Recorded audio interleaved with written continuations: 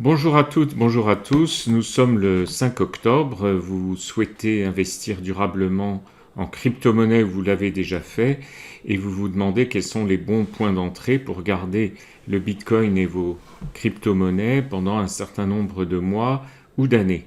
Je voudrais faire l'actualisation du jour car le Bitcoin vient de dépasser 50 000 $. Qu'est-ce que cela signifie ? Alors, avant toute chose, moi je suis effectivement dans une optique de moyen-long terme, j'ai une trentaine d'années d'expérience et j'utilise une méthode graphique précise qui donne des éléments visuels de long terme sur l'évolution des cours. Donc il ne s'agit pas de bavarder sur le fait que ça monte et ça descend. Cela permet de donner des objectifs chiffrés précis et puis bien sûr des alternatives parce que ça n'est pas de la voyance, c'est l'analyse graphique. J'édite une lettre mensuelle dans laquelle j'analyse et j'étudie une trentaine de cryptos qui me paraissent assez remarquables pour jouer les prochaines hausses. Et bien sûr, je vous rappelle que je ne fais pas de conseils, vous êtes vous-même décisionnaire de vos choix d'investissement et je vous livre des informations et des analyses. Alors merci de penser à liker et à vous abonner si vous voulez les suites des actualisations sur le Bitcoin, mais aussi des regards sur l'économie et la finance de façon indépendante et régulière. Alors aujourd'hui, où en est-on ? Nous avions évoqué sur cette chaîne YouTube plusieurs hypothèses début septembre.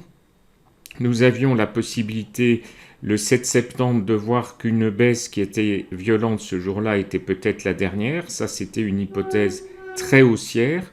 On remontait tout de suite. À la suite du 7 septembre, il y avait une hypothèse beaucoup plus raisonnable qui était que l'on faisait classiquement une correction de la hausse précédente. Alors, la hausse précédente, je parle de quoi ? Le Bitcoin avait augmenté de 80% entre le 21 juillet et le 6 septembre. C'est un peu toutes les vaguelettes de hausse que vous voyez là. Donc typiquement, un marché ne monte pas à l'infini en 5 minutes ou en 3 mois, il corrige sa hausse et typiquement, classiquement, en ABC, c'est-à-dire A, je baisse beaucoup, B, je remonte un peu et C, je rebaisse.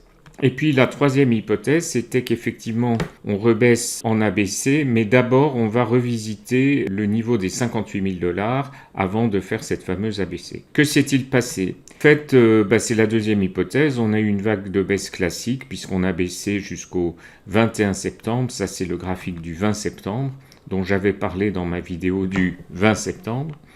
Et voilà ce qu'on a fait. On s'est arrêté de baisser le 21 et depuis, nous remontons. Nous remontons vigoureusement avec des seuils qui ont été franchis, notamment celui de 49 000 $. Nous en sommes plutôt à 50 000 $ cet après-midi, le 5 octobre. Et donc, c'est une nouvelle vague haussière qui est probablement annoncée.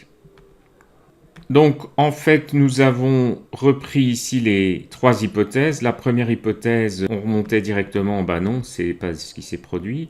La deuxième, ABC, avec une baisse qui s'est terminée le 21 septembre. Donc ça, c'est l'hypothèse probable.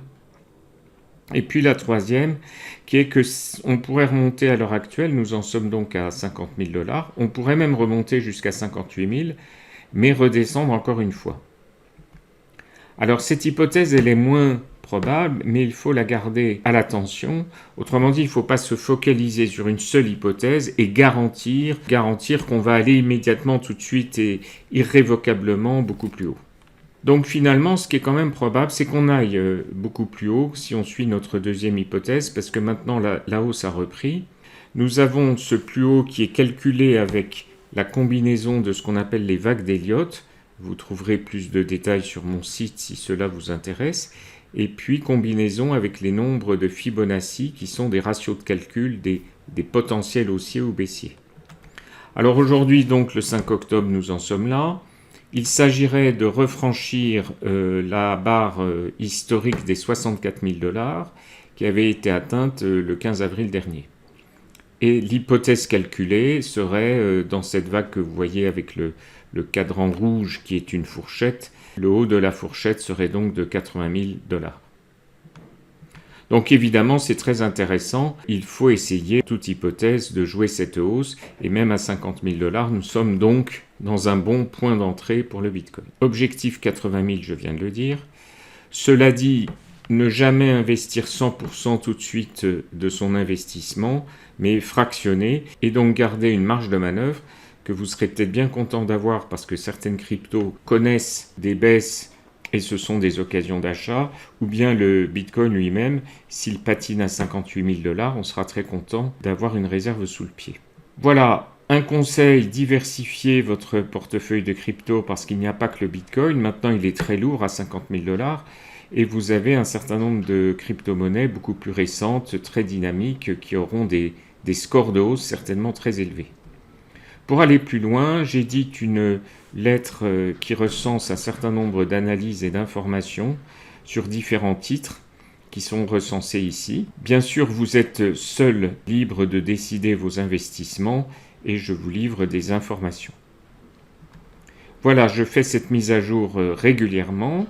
Je la ferai aussi sur un certain nombre de crypto-monnaies que je suis, j'en suis une trentaine. Retrouvez-moi sur mon blog.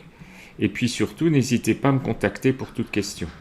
Merci encore de penser à me liker et de vous abonner pour avoir le suivi des prévisions. Je vous dis à bientôt. Merci.